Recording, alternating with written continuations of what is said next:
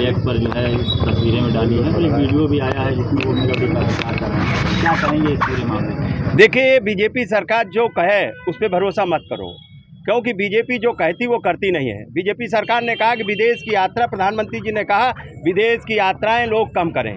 प्रधानमंत्री जी यहाँ तो उपदेश दे के गए हैं कि विदेश की यात्राएं कम करें और स्वयं विदेश यात्रा पे चले गए और कहा डीजल पेट्रोल कम यूज करें, गाड़ियां कम यूज करें। बीजेपी के लोग पूरा काफिला बना के चल रहे हैं और लोगों को कह रहे हैं खाने में भी तेल कम करें। अब ये क्या क्या कम कराएंगे? थोड़े दिन बाद कहेंगे कपड़े भी मत पहनो और स्वयं अपने सारे शौक करेंगे। तो ये बीजेपी सरकार है। अब वहाँ से टाफ़ी लेके आई है, अब मीठी मीठी टाफ़ियाँ बांटेगी और आप चुप रहो, इसके लिए बांटेगी टाफ़ियाँ। इसलिए बीजेपी सरकार हर मोर्चे पे, आज बेरोजगार परेशान है, नौजवान परेशान है, नौकरियां नहीं मिल रही, किसान परेशान है, खाद नहीं मिल रही, उसकी फसल का मूल्य नहीं मिल रहा और छात्र परेशान है, परीक्षाएं लीक हो जा रही, पेपर नहीं करा पा रहे हैं और भर्तियों में आरक्षण की लूट हो रही, जिस पे माननीय अखिलेश यादव जी ने कल विस्तृत में पूरा जो आरक्षण की लूट की है, घोटाला किया है, उस पर विस्तृत में रिपोर्ट दी है कल प्रेस कॉन्फ्रेंस करके।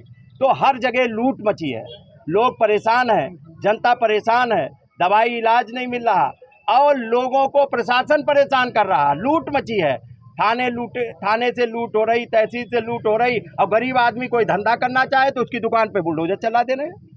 और जब दुकान उसको अलाट की है, जब उसकी सोसाइटी ने अलाट की दुकान, उसकी रसीद पैसा जमा हो रहा, उसके बावजूद भी यहाँ हरदोई में गिरा दिया बुलडोजर से। प्रधानमंत्री जी का जो वीडियो जो वहाँ से जो है साझा किया गया, वायरल हो रहा है, तमाम जो मेलोडी वाला, तो पार्टी के लोग जो है उसकी प्रशंसा कर रहे हैं। समाजवादी पार्टी किस तरह देख रही है?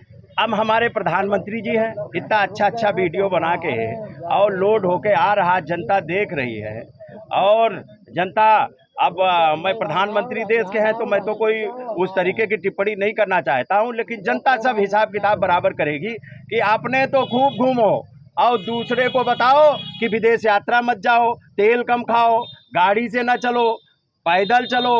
और अब आपने तो सारे शौक पूरा कर रहे हैं और ये उद्योग व्यापार सारे चंद उद्योगपतियों को दे दिया और सारी चीज़ें, आपका टीवी चैनल भी उद्योगपतियों को दे दिया।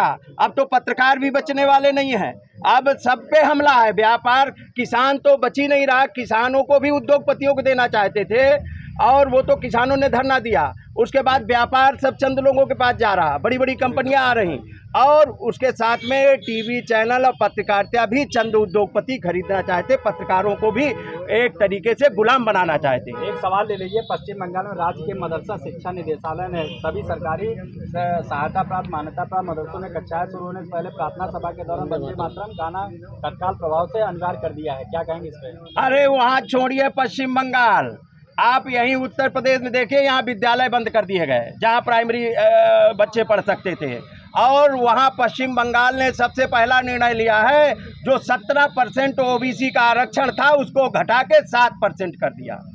बीजेपी आएगी तो आरक्षण भी खा जाएगी, गरीबों के हक अधिकार भी खा जाएगी और सबके हक अधिकार खा के चंद लोगों को देके और राज करके और इसको गुलाम बनाना चाहते।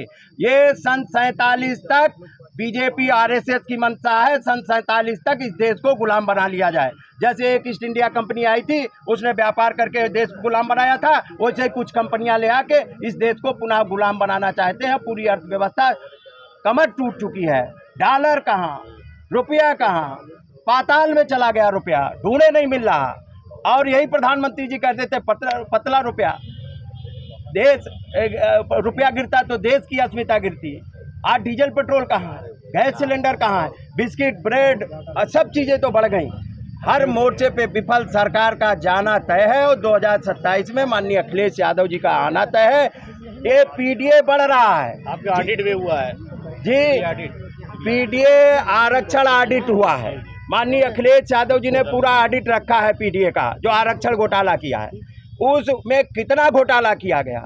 69,000 शिक्षक आज तक उनको नहीं आरक्षण मिल पाया, लोग दर दर मारे घूम रहे हैं। जिससे किसी को सरकारी नौकरी मिल जाएगी तो उसका घर पक्का बन जाएगा, उसके बच्चे पढ़ जाएंगे। तो ये सरकारी नौकरी भी पक्की नौकरी नहीं देना चाहते हैं, ये चाहते हैं आउटसोर्स पे जाओ जहां आरक्षण भी नहीं हो और आउटसोर्स में शोषण हो, जहां पे नौकरी, पक्की नौकरी में 1 लाख तनख्वाह मिल रही है, आउटसोर्स पे 10,000 और 15,000 पे शोषण करा जा रहा है। तो ये हर मोर्चे पे विफल सरकार है, इसका जाना तय है।